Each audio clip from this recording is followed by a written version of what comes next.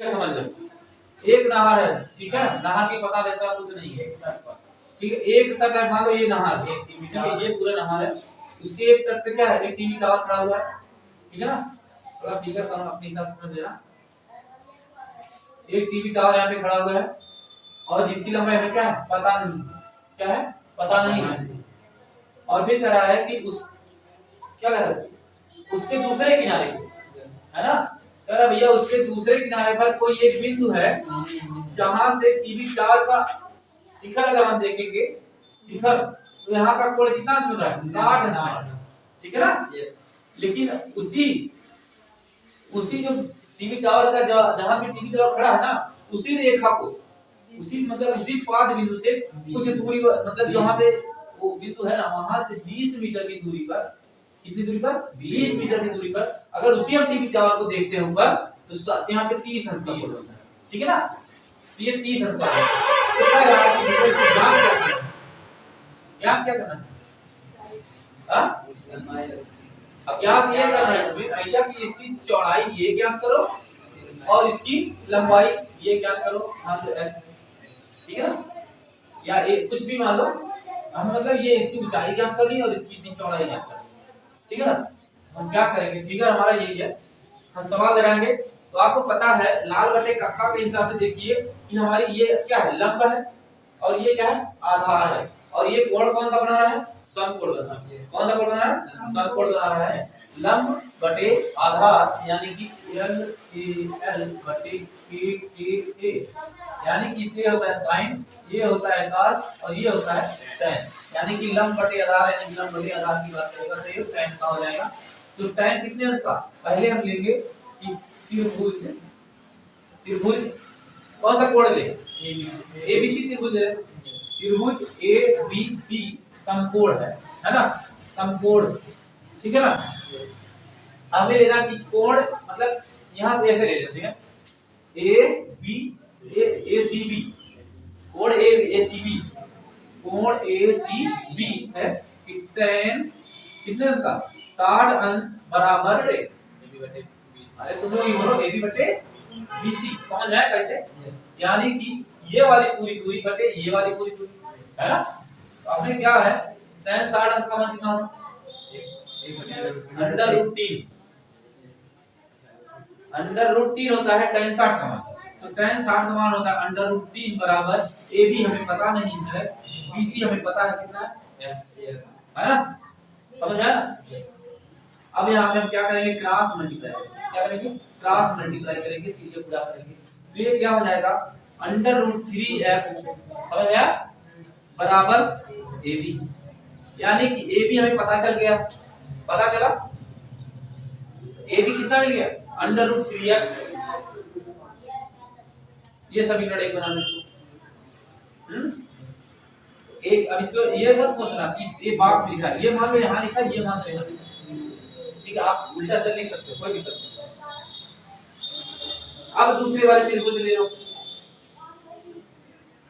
ACD, अब त्रिभुज ABD में कोण क्या लेना है ADB लेना है, त्रिभुज ABD में ABD कोण कौन सा लेना है कोण ADB है ना, कोण ADB में, कोण ADB कितना है यानी 30 अंश यहाँ होगा tan 30 अंश बराबर AB बटे, अब यहाँ टोटल हो जाएगा DB, टोटल क्या हो जाएगा DB, तो tan 30 अंश का मान होगा 1/√3 बराबर AB बराबर पता नहीं है बटे DB कितना है 20 + x, समझ आया ना, अरे 20 ये दूरी और प्लस x ये दूरी, तो 20 + x, अब भैया यहाँ पे क्या करिए आप क्रॉस मल्टीप्लाई यहाँ भी कर लीजिए, क्या करेंगे क्रॉस मल्टीप्लाई, अब देखो यहाँ पे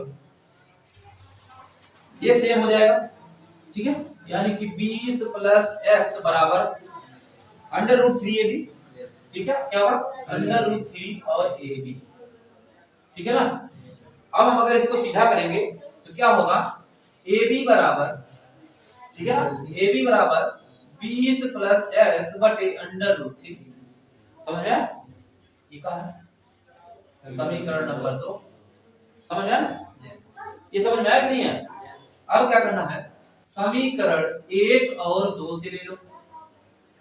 1 और 2 से समीकरण 1 क्या है? समीकरण 1 हमारा ए बी का मान लिया है। ए बी बराबर रख लो। ए बी बराबर क्या है?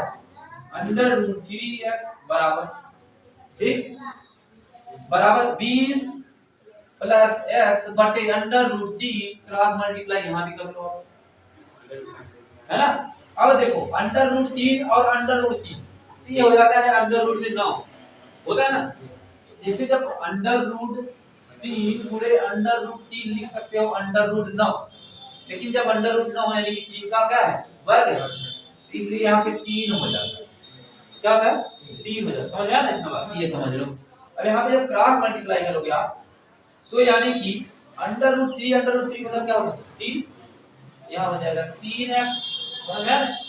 बराबर, अब एक का मतलब सेम लिख दो, तो 20 प्लस x। अब भैया अब क्या करना है, इसको इस साइड ले, यानी कि 3x ये आएगा प्लस में, यानी कि माइनस में x बराबर बचेगा 20। समझ आया ना?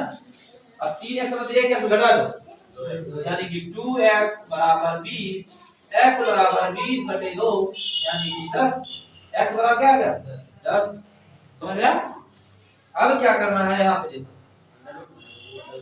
हाँ रुको ना, x का मान समीकरण एक में रखो, ठीक है। जब समीकरण एक में x का मान रखेंगे तो हमारा है √3x, ठीक है ना।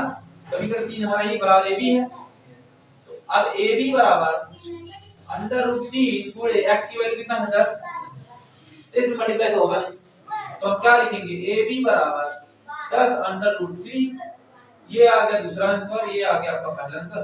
यानी कि ऊंचाई है ये, ऊंचाई क्या आया? ऊंचाई आया 10 √3 और चौड़ाई यानी कि x आया क्या? 10 मीटर, ठीक है ना। समझ में आया? तो आप उतार सकते हो ये ग्रामर टाइप, इस टाइप अगर क्वेश्चन आएंगे तो आप इस तरीके से हल कर सकते हो, ठीक है। समझ में आया? अगर फिर से बता दे, अगर समझ में आएंगे